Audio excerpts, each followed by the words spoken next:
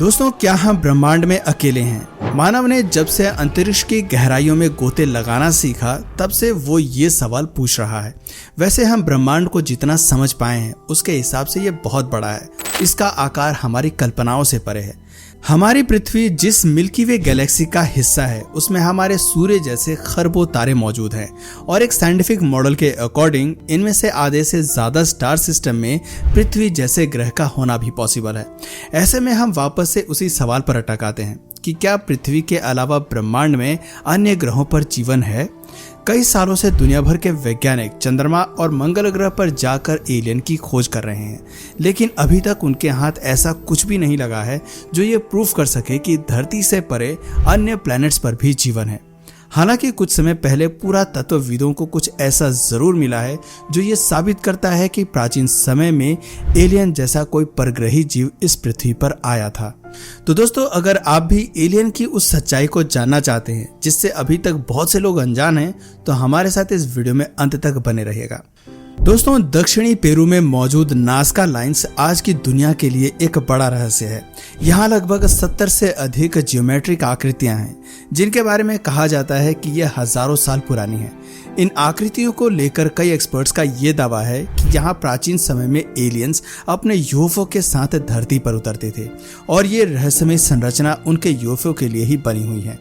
वहीं स्विट्जरलैंड के मशहूर लेखक एरिच वॉन दानिकेन ने तो ये तक दावा किया था कि पेरू के स्थानीय लोगों ने एलियंस को पृथ्वी पर वापस बुलाने के लिए इन जटिल डिजाइनों को तैयार किया था।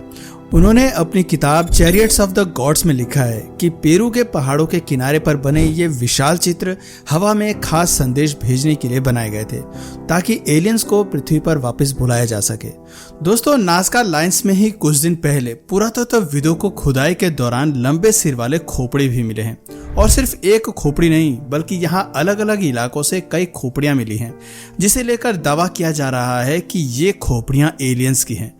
अब आप में से बहुत से लोग ये सोच रहे होंगे कि इतनी गारंटी से हम कैसे कह सकते हैं कि ये खोपड़ियां एलियंस की हैं।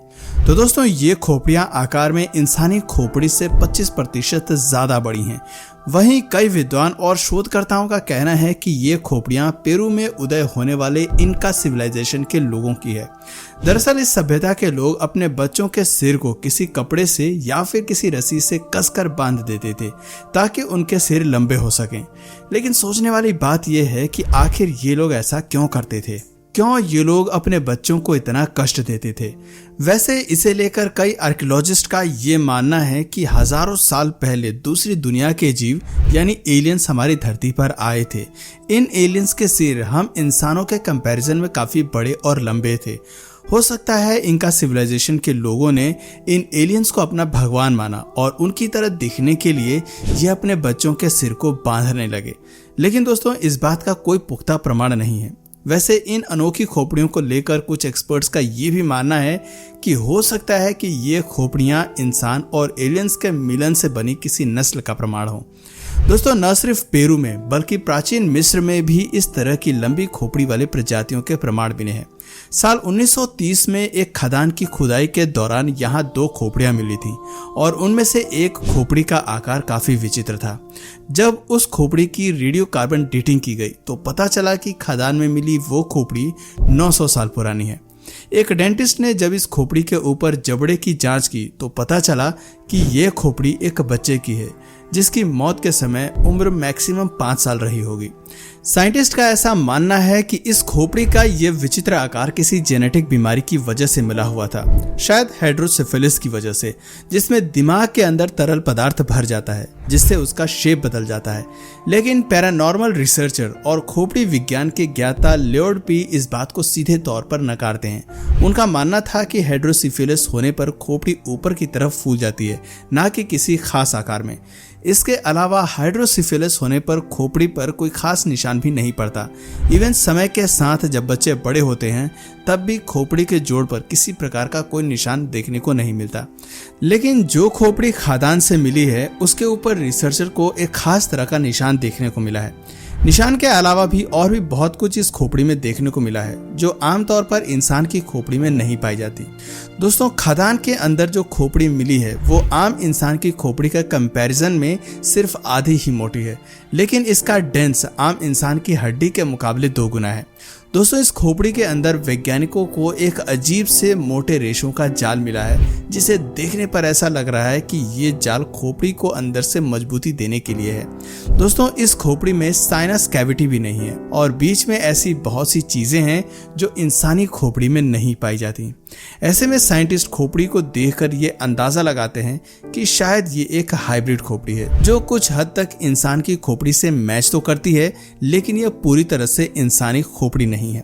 और इसीलिए वैज्ञानिकों ने इस खोपड़ी को जांच के लिए फॉरेंसिक लैब में भेज दिया, जहां इस खोपड़ी पर स्किन लगाकर इसे एक चेहरा दिया गया। दोस्तों, ये चेहरा वैज्ञानिकों के लिए काफी चौंका देने वाला था, क्योंकि जैसा कि उन्होंने सोचा था, ये चेहरा किसी आम इंसान का नहीं बल्कि किसी दूसरी दुनिया के जीव यानी एलियन के जैसा था। ये चेहरा ठीक वैसा ही था जैसा एलियन को देखने वाले लोग आज तक दावा करते आए हैं। दोस्तों, इस एलियन की आंखें काफी बड़ी थी। इसकी खोपड़ी भी आम इंसानों की खोपड़ी की तुलना में काफी बड़ी थी। इसके अलावा इसकी खोपड़ी के बीच में एक गहरा निशान भी था और सबसे हैरानी की बात यह थी कि खोपड़ी के अंदर एक दिमाग भी था। दोस्तों, इस खोपड़ी की सच्चाई को जानने के लिए लियोनार्ड पाई ने इस खोपड़ी पर एक रिसर्च शुरू की और काफी सालों की रिसर्च के बाद जो रिजल्ट सामने आया वो पूरी दुनिया के लिए काफी चौंका देने वाला था। दरअसल साल 2003 में लियोनार्ड पाई ने इस खोपड़ी का डीएनए टेस्ट किया, जिसमें खोपड़ी के डीएनए के अंदर उन्हें माइटोकॉन्ड्रियल डीएनए मिला, यानी कि वो डीएनए जो एक मां के अंदर पाया जाता है।